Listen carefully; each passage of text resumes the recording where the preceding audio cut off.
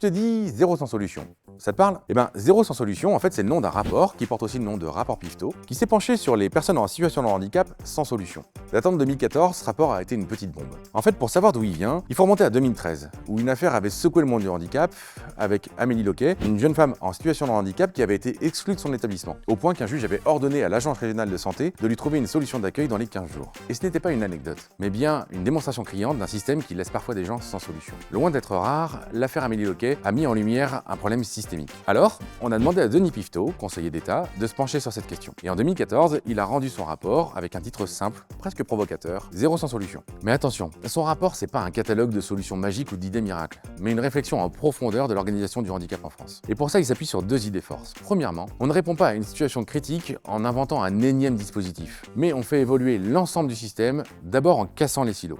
Et deuxièmement, on arrête de penser l'accompagnement en termes de place, mais bien en termes de parcours et de réponses. Et ces réponses, elles doivent être modulaires, coordonnées et territorialisées, en articulant le secteur spécialisé, médico-social, le sanitaire, le scolaire et l'ensemble des acteurs du territoire. Le tout en partant des attentes et des besoins de la personne elle-même.